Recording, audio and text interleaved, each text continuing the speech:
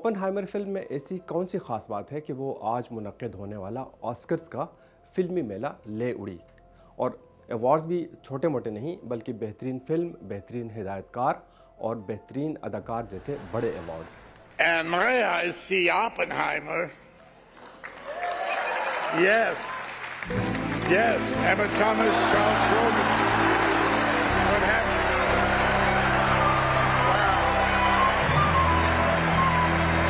Oppenheimer has 13 nominations and has won 7 Oscars tonight for actor in a supporting role, film editing, cinematography, original score.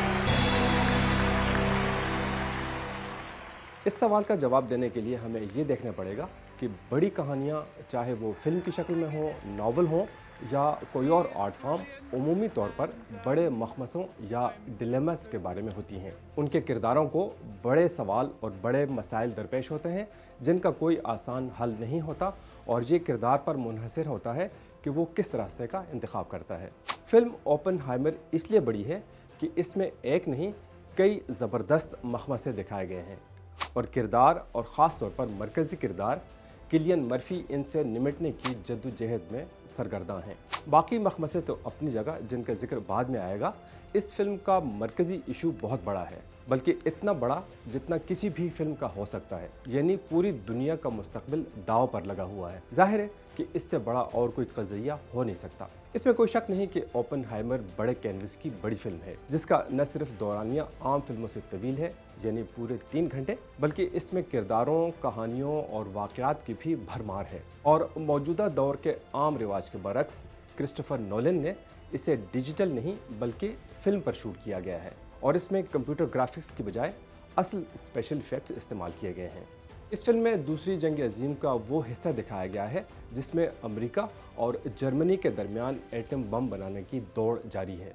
दोनों मुल्कों को खौफ है कि अगर दूसरे मुल्क ने पहले एटम बम बना लिया तो वो फौरी तौर पर जंग जीत जाएगा। जर्मनी ने एटमी प्रोग्राम के इंचार्ज मशहूर तिब्बियातदान हाइजेनबर्ग को मुकर्रर किया, जबकि अमेरिका ने इसी हाइजेनबर्ग के शागिर्द रॉबर्ट जे ओपनहाइमर को हज़ारों लोगों की टीम बनाकर उसका सरबराह बना दिया, और ख़जाने के मुंह खोल दिए कि जितनी मर्जी खर्च आए जल्द से जल्द एटम बम तैयार कर लिया जाए, वरना हिटलर ने पहले एटम बम बना लिया तो जर्मनी जंग जीत जाएगा। अमेरिका के इस मंसूबे को मैनहट्टन प्रोजेक्ट का नाम दिया गया, और इसका शुमार इंसानी तारीख़ के चंद सबसे बड़े मंसूबों में होता है, जिनमें एहराम मिस्र और दीवार चीन की तामीर जैसे बड़े मंसूबे शामिल हैं। फिल्म के हिदायतकार क्रिस्टोफर नोलन ने अपने मौजू से इंसाफ करते हुए ओपनहाइमर को फिल्मी दुनिया का एक बहुत बड़ा प्रोजेक्ट बना दिया। फिल्म की कहानी ज़्यादातर अमेरिकी हिस्से पर मुश्तमिल है, जिसमें ओपनहाइमर, जिनका किरदार किलियन मर्फी ने अदा किया, और उनकी टीम सर तोड़ कोशिश कर रही है कि जितनी जल्दी मुमकिन हो एटम बम तैयार कर लिया जाए। लेकिन इसी दौरान अमेरिकी साइंसदानों को एक ज़बरदस्त मखमसे का भी सामना है। टीम में शामिल बाज़ साइंसदान ये खदशा जाहिर करते हैं कि अगर एटम बम फटा तो उससे पूरी दुनिया की फ़ज़ा में मौजूद ऑक्सीजन भड़क उठेगी और यूँ पूरी दुनिया भस्म हो जाएगी। लेकिन दूसरी जानिब अगर फौरी तौर पर एटम बम न बनाया तो जर्मनी पहल कर जाएगा, और वो बिला तामल ये बम बरतानिया और अमेरिका के ख़िलाफ़ इस्तेमाल करेगा। गोया आगे कुआं पीछे खाई वाला मामला है। फिल्म के किरदार इसी ज़बरदस्त तज़ाद का शिकार दिखाए गए हैं जिन्होंने उनकी रातों की नींदें हराम कर रखी हैं, और फिर जब यही बम नागासाकी और हिरोशिमा पर गिराए गए तो ओपनहाइमर का सुकून मज़ीद बर्बाद हो गया, और उन्हें अपनी तख्लीक के भयानक नताइज बार बार सताने लगे।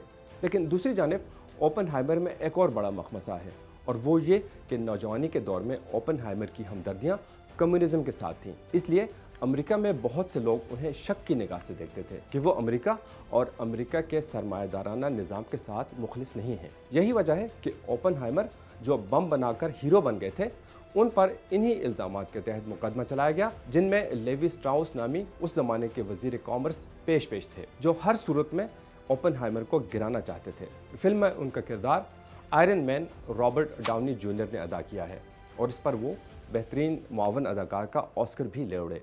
फिल्म में मुकदमे की कार्रवाई ब्लैक एंड वाइट में दिखाई गई है, जिसे बम बनाने की जद्दोजहद के रंगीन हिस्सों के साथ बार बार इंटरकट किया गया है, और फिल्म क्रिस्टोफर नोलन की मशहूर ज़मानत तकनीक से बार बार माजी और हाल में सफ़र करती रहती है। फिल्म में किलियन मर्फी की अदाकारी कमाल की है।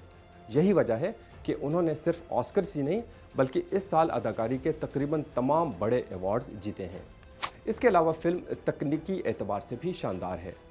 माजी और हाल, ब्लैक एंड वाइट और रंगीन, उम्मीद और खौफ, दोस्ती और दुश्मनी जैसे मुतज़ाद जज्बात को कमाल महारत से एक लड़ी में गूंधा गया है। मुझे फिल्म के एक और पहलू ने फ़ौरन ही अपनी गिरफ्त में ले लिया और वो ये कि नोबेल इनाम याफ्ता तिबियादान रिचर्ड फाइनमैन को भी फिल्म में दिखाया गया है। अगरचे उनका नाम लेकर उनको शनाख्त नहीं किया गया और वो सिर्फ चंद सेकंड के लिए स्क्रीन पर नजर आते हैं, लेकिन जो ही मैंने मैनहट्टन प्रोजेक्ट में शामिल एक साइंसदान को बोंगो बजाते हुए देखा तो मैं फ़ौरन समझ गया कि ये फाइनमैन ही हो सकते हैं। फिर एटमी धमाके के दौरान फाइनमैन वो वाहिद साइंसदान हैं जिन्होंने आंखों पर हिफाजती चश्मे नहीं लगा रखे। फाइनमैन ने इस बात का जिक्र अपनी आपबीती में किया है। इससे आपको क्रिस्टोफर नोलन की बारीक बीनी का अंदाज़ा होगा कि एक बेनाम किरदार जो सिर्फ चंद सेकंड के लिए स्क्रीन पर नज़र आता है उसे कितने दुरुस्त अंदाज में दिखाया गया है, तो फिर बाकी फिल्म पर कितनी मेहनत की गई होगी।